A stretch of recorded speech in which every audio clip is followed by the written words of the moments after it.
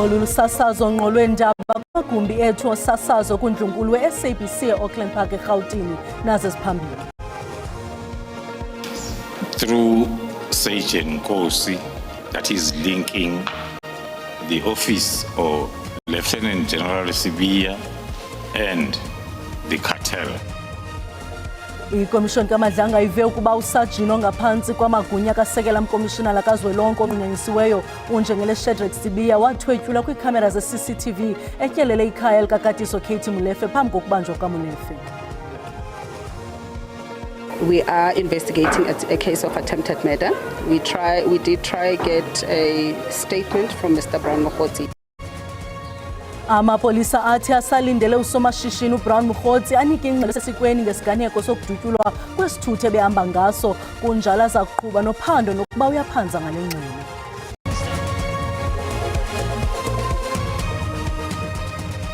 Molweni emakhaya khongozelana uvimba wangokuhlwanje. Ikomishoni kaMadlanga ive ukuba usajino ngaphantsi kwamagunya kasekela mkomishinala kazwelonke onqunyanyisiweyo unjengele Shadrack Sibiya wathwetyulwa kwiikhamera ze-CCTV etyelele ikhaya likakatiso Katie Molefe ngaphantsi kweentsuku ezili-10 phambi kokubanjwa kwakhe ngomhla wesi-6 kuDisemba nyakenye. Okunanjengoko intloko yezobuntlolo esipoliseni unjengele Dumisani Khumalo ebuyele kule komishoni ukuya kutyebisa ubungqina bakhe. Njengele Dumisani Khumalo ubuyele emkhumbini kuyokunaba ngokwenzeka ngomhla wesi-6 kuDisemba 2024 ngethuba kuyokuvalelwa ekonini otyholwa ngokuba lilungu lemikhambathi yolwaphulo-mthetho ukatiso Katie Molefe. Njengele utyhola ngelithi amanye amalungu enkonzo yesipolisa asebenzela le mikhambathi. Uthi igosa lesipolisa uSergeant F.E. Nkosi wabonwa kwikhaya likaMolefe kwintsukwana phambi kokubanjwa kwakhe. We noticed that when he was arriving, he did not have any bag with. So now this second video is showing, okay, maybe standing there it's him and Mr. Katiso Molefe, who is then accompanying his visitor back to his car. Le khange abenankcukacha zithe vetshe ngale bhegi ithethekayo. We're still trying to get the systems that will make us be able to see behind bags. Ni kwave kuba uSergeant Nkosi wayiqhuba imoto yesipolisa engenasixhobo silandela umkhondo wayo. uKhumalo kwabonise ubungqina kwangesisithuthi siluhlobo lwe-BMW kwikhaya likaSibiya ngethuba logoqo kwikhaya lakhe ngo-October 2025. Abo bungqina butyhola kuba uSibiya unxulumene nemikhambathi yolwaphulo-mthetho. The link that has been identified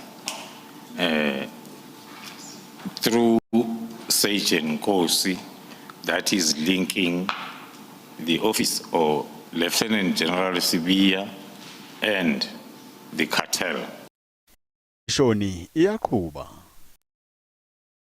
Ukanti usekela mphathi wamapolisa uGqirha Pholi Boshiyelo uthi umphathi wamapolisa osekhefini umnumzana Senzo Mchunu kwakumele uthethile nabo bengamasekela phathiswa phambi kokuthatha isigqibo sokubhangisa iPKTT. uGqirha Boshiyelo benika ubungqina phambi kwekomiti yesikhawu yeParlamente ephanda izithyolo zolwaphulo-mthetho nongenelelo ngaphakathi emapoliseni.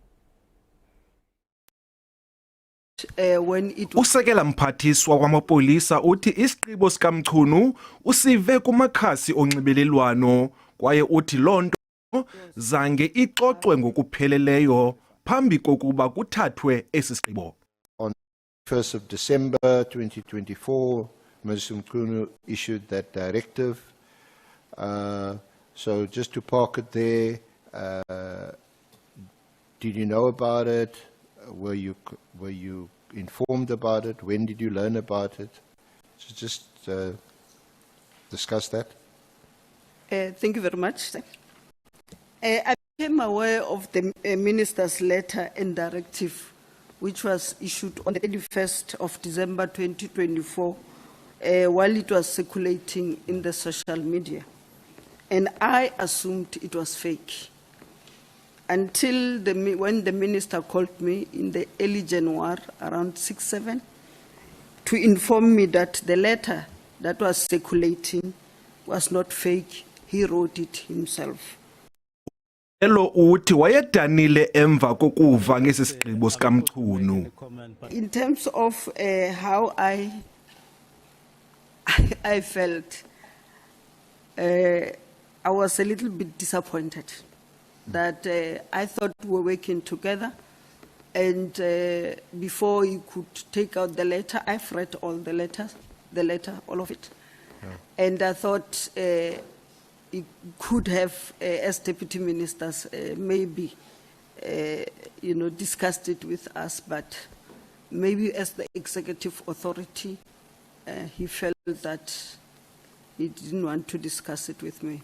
But I was disappointed. Yes. Kusenjalo uBoshielo uthi wazama amatyeli amathathu ecela uMchunu ukuba amnike imisebenzi aza kugxila kuwo. Kodwa londo zange iphumelele. Uthi inkqubo aza kuzikhokhela uzifumane kwibambela lomphathiswa wamapolisa uFiroz Kachalia oqale kwesisikhundla ngoJulayi. Kwiindaba ze-SABC Dingubulelani Philip eParlamente. Amapolisa aphanda ityala lokuzama ukubulala emva kokuba imoto usomashishini wasemntla-ntshona uBrown Mokgotsi ebehamba ngayo iye yadutyulwa eVosloorus kwisixeko saseGurulweni ngokuhlokwa ngoMvulo. uBrown Mokgotsi kutshanje ube ngundaba-mlonyeni ngokubandakanyeka kwakhe nokusebenzisana namagosa kwantsasana phezulu ekwatyholwa ngokuba inxalenye kubukrelemnqa benkqubo yezobulungisa. Bekusemva kwentsimbi ye-10 ngokuhlwakwa ngoMvulo xa ababephethe imipu beye badubula imoto. uBrown Mokgotsi kutyholwa ngokuba ubehamba ngale moto eyadutyulwa izihlandlo ezili-11. Omnye wamangqina ongathwanga paha uyakhumbula embona uMokgotsi emva kwesi siganeko. Kambe ke akukho konzakala kwamntu okubikiweyo kungekho nemikrozo yegazi ebonakeleyo kwimoto eshiyeke ibotyobotyo zimbumbulu. We are investigating a case of attempted murder. We did try get a statement from Mr. Brown Mokgotsi yesterday and encouraged him to open a case. He refused at that time, citing that he was fearing for his life. He is not answering the phone. We are still waiting for him to present himself at this particular station so that we can take down his statement. Kodwa uMokgotsi useza kunika amapolisa ingxelo efanelekileyo enkcukacha ezipheleleyo ngokuthe kwehla kwesi sihlandlo. Lo gama imibuzo ithendi ngokuphathelene nokuba esi siganeko asingomdlalo weqonga kusenina. Kananjalo oludubulo luthi ngexesha uMokgotsi elindeleke ukuba avele phambi kwekomishoni kaMadlanga njengengqina. Ukanti ke oludubulo lukwehla emva kwepolisa enze uqoqo kushishino lukaMokgotsi kweyeDwarha ukutsho ngo-Oktoba. Kunjalo nje abakwantsasana bathi oko bethe gqolo nokumkhangela emva kwelophulo nokuyinxalenye yophando abaphantsi phezulu nalo ngokuphathelene naye.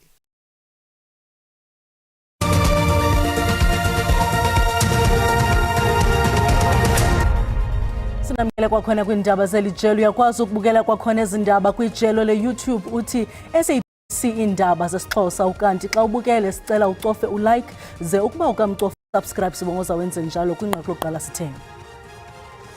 Ikomishoni kaMadlanga ive ukuba usajini ongaphantsi kwamagunya kasekela mkomishinala kazwelonke onqunyanyisiweyo uNjengele Shadrack Sibiya wathwetyulwa kwiikhamera ze-CCTV etyelele ikhaya likakatiso Katie Molefe ngaphantsi kweentsuku ezili-10 phambi kokubanjwa kwakhe ngomhla wesi-6 kuDisemba nyakenye. Oku nanjengoko intloko yezobuntlolo esipolisweni uNjengele Dumisani Khumalo ebuyele kule komishoni ukuya kutyebisa ubungqina bakhe. uMongameli Cyril Ramaphosa uthi xa kuvulwa ingqungquthela ye-G20 ekupheleni kwale nyanga kuza kuhlatywa ikhwelo kuzo zonke izizwe ukuba zixhase isisombululo zengxelo ye-G20 ngokungalingani. Ngxelo leyo equlunqwe ikomiti ye-G20 yeengcali ezizimeleyo. Ngo-Agasti eligqiza lanika uxanduva nguRamaphosa lokubhenca isicwangciso sokusebenza esinokuthi sisombulule umsantso okhoyo phakathi kwezinana kunye nabo bangathathi ntweni. Ingxelo inikezelwe ngokusesikweni kuRamaphosa ngusihlalo wekomiti uNjingalazi Joseph Stiglitz namhlanje. Oluqwebhu ingxelo yokuqala ngqa engokungalingani kwihlabathi. Amaqela amathandathu aphuma kwizizwe ngezizwe ze-G20 ekhokhelwa nguNjingalazi Joseph Stiglitz, ingcali yezoqoqosho iphumelele iNobel Prize, bachithe inyanga ezimbalwa ezidlulileyo besenza uphando kumanqanaba okungalingani ngenjongo yokuzama ukuqonda oyena nobangela wale nyewe. One of the important points that we make is that it's not the laws of nature, the laws of economics that determine the degree of inequality in our society. It's the laws of man, the laws that we pass. uJoseph kunye neqela lakhe babonise uluhlu lwezisombululo kwinkokeli zehlabathi, kuquka ingcebiso malunga nohlengahlengiso lwamatyala kunye nemveliso yengingqi yamachiza kagawulayo ekudala esebenza kunye nolunye unyango lwezifo ezingubhubhane kwihlabathi. People across the world know how extreme inequality undermines their dignity and chance for a better future. uRamaphosa uthi iqonga le-G20 liza kusetyenziswa ukuseka iindlela ezintsha eziphuma kule ngxelo. Now, with this report, we have clear actions that we can take as governments, as well as societies, and as the global community to reduce inequality. uthi okunye kusele neenkokheli ze-G20 ekufuneka zibonakalise intando eyimfuneko nokuzinikela kwihlabathi liphela. Ikomishoni yonyulo ezimeleyo i-IEC iphakamisa utshintsho oluninzi kwimithetho yonyulo yeli phambi konyulo lorhulumente basemakhaya kulo nyaka uzayo. Olunyulo kulindeleke ukuba lubanjwe phakathi kwenyanga kaNovemba kunyaka ozayo ingadluli inyanga kaJanuwari kunyaka ka-2027. Ikomishoni yezimeleyo yonyulo ithi iqinisekile ukuba olutshintsho iluphakamisayo lungaqosheliswa kwangethuba sele kusekwe nomhla ukuvela kwale komishoni phambi kwekomiti yepalamente yesebe lemiba yezekhaya ukuze kuthiwe thaca le mithetho yilwayo kungekafiki umhla wonyulo. Objections are only competent against the provisionally compiled voters' roll. In other words, the voters' roll that has not yet been certified for use in an election. This is necessary in order to facilitate certainty in preparations for an impending elections. Xeshikweni onondaba bebuza ukuba ingaba lungabanjwa unyulo kungekafiki inyanga kaNovemba wonyaka ozayo, le komishoni iphendule yenjenje. Is it possible to hold an election earlier than November, say in October? It is notionally possible. But for that to happen, it means councillors in the 257 municipal councils across the country must adopt motions to dissolve themselves.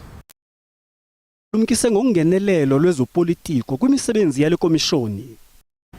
We've observed a number of incidents which we're not sure whether they are deliberate, planned or intentional to interfere with the work of the Commission, particularly our civic education activities. Le komishoni ivale ngelithi 2.1 billion yerandi eza kudingeka ukuqhuba unyulo oluzayo. Umtyholo wesine uye wabanjwa kwityala elibandakanya izityholo zokubulala ezimayela neinshorensi eLimpopo. Lo mtyholo uza kuba inxalenye nowayesakuba ngusajini wezesipolisa natyholwa nabo ababini enkundleni. Batyholwa ngokubulala abantu abalithoba ze bafaka ibango elingange-10 million rand ekubhataleni kwe-inshorensi. Umtyholwa wakutshanje kubabulali ababenobango lwezigidi zerandi ezingangezili-10 ubanjiwe kwikhaya lakhe likwingingqi yaseMoleji ngaphandle kwasePolokwane. Uza kuvela okokuqala kwinkundla kamantyi yasePolokwane ze kamva abeyinxalenye yabanye abatyholwa ababandakanya owayesakuba ngusajini wezesipolisa uRachel Kutumela, udade wabo uAnna Shokane nentombi yakhe uFlora Shokane. Bajamelene namatyala ohlukeneyo aquka ukubulala, ubuqhophololo nokuthubelezisa imali. We have just arrested a 54-year-old suspect who is linked with murder, money laundering and fraud related to the insurance killing that happened last year. As you will know, that we arrested one of our sergeant, Rachel Kutumela, in October last year. Nanjengoko bekubanjwa umtyholwa wesine ukutumela nesibini atyholwa naso bebevele enkundleni kamantyi yasePolokwane ngo-2026 kweyeDwarha ukutsho ngo-Oktoba bakuma phambi kwenkundla logama abakwantsasana bakavakalisi bambi ababanjiweyo. Kananjalo abahlali baseMoleji bavakalise ukothuka sesisithwakumbe sesiganeko esikhokelele kuvalelo. What happened, I'm still shocked.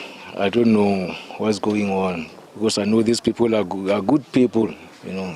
Even in the community, they are good. The way I know them. So I'm surprised to see and to hear such things, such bad news. Ukanti ke umtyholwa ulindeleke ukuba avele kwinkundla kamantyi yasePolokwane ngolwesithathu. Naye uza kuba inxalenye kaKutumela nabosapho loshokane kwinkundla ephakamileyo kweyeDwarha kunyaka uzayo. Owayeligosa lesipolisa noneminyaka engama-67 uvele kwinkundla kamantyi ecala eMpuma Koloni malunga nokubulawa kwayelitshantliziyo lokulwa norhulumente wengcinezelo uBathandwa Ndondo kwiminyaka engama-40 eyadlulayo. Lo mtyholwa wasebenza kwicandelo lokhuseleko lwaseTranskei ngelo xesha. uNdondo wadutyulwa wabulawa ngomhla wama-24 kwinyanga kaSeptemba ngonyaka ka-1985. Kutyholwa ngokuba wathathwa endlini yakhe ngumtyholwa ehamba nabanye abantu abathathu ngenjongo yokumpheka ngemibuzo. Nyaka engama-40 itshantliziyo lomzabalazo lalichase norhulumente wengcindezelo uBathandwa Ndondo wathi wadutyulwa ngokunabisini waze wasweleka kwidolophu yasecala. uNdondo wayefunwa phantsi phezulu ngamapolisa orhulumente ocindezelo aseTranskei. Igunya abantu lezotshutshiso i-NPA ligqibe kwelokuba lo mtyholwa ekutyholwa ukuba wavuma ngokwakhe kwikomishoni TRC ukuba walandela umyalelo waze wadubula wabulala uNdondo owayeneminyaka ama-22 engumfundi wedyunivesithi yaseTranskei. Sawukhumbula uba umongameli welizwe uthe wayiveza into uzawuveza ikomishini ezakwazi ukuba iphande uba kutheni ize la matyala onke ayethe aphuma kwi-TRC uba kutshutshiswa abantu abekaqhubi. Okwangoku thina indima yethu ukuba siqinisekise ukuba eli seliphambi kwenkundla siyaliqinisekisa ukuba siphuhlise enkundleni uba lo mntu unetyala. Udade waboNdondo uthi wabulawa ngokungasisilwanyana sasendle. Wabulawa njengenja because I still remember the time Bathandwa ethathwa phaa, but I was at a distance ningekho sure uba nguye. Kodwa ndabona nje elahlobo erhuqwa ngalo back to the Kumbi yase-police station and then I went home. Amanye amalungu osapho athi afuna ubulungiswa. You can just give us the truth. Give us what made them come here. What made them come here? And why was he so bold? When asked who shot him, he said, I shot him. Eli tyala limiselwe umhla we-11 kuDisemba. Ndinkululeko Nyembezi weendaba ze-SABC ecala. Busuku benzolo.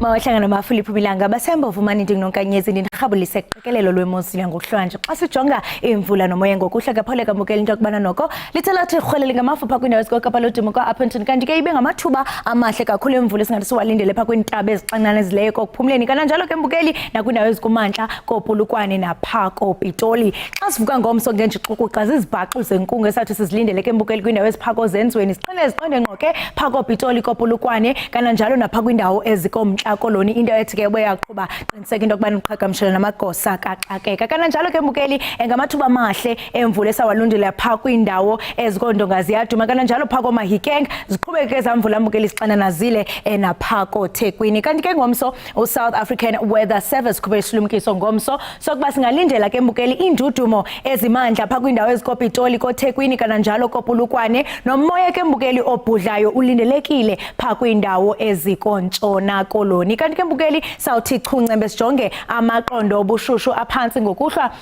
Pakwindawo kaloku ezikomo sina ngu-19 ePolokwane bengu-16 Phalaborwa bengu-22 Kombombela ngu-17 singele ke mbukeli phako Lady Smith bengu-15 eMgugundlovu nakhona babambane ngamanqaku naye Lady Smith kanti ke sangena phako Thekwini khona mbukeli lipholile ngo-19 degrees singene kaloku pha kwaBhaca singalibalanga emacwerheni napha koMampontweni ngu-14 degrees eMthatha mbukeli phako Tsolo koQumbu ibe ngu-13 eKomani ibe ngu-14 kanti eNxiba ibe nguye nakhona u-13 degrees chuncembe sijonga amaqondo obushushu aphezulu ngomso Futhumala kwindawo ezininzi Musina ngu-30 degrees eRichards Bay bengu-25 Sajonis kwesinuka ibe ngu-22 kanti babambene ngamanqaku nayo kaloku mbukeli iMthatha ngo-22 degrees noko lithathise pha kwindawo ezikoBloemfontein ngayo u-30 degrees ndisatsho ndithi maziqhuma inqawe emaxhekweni Nkosi.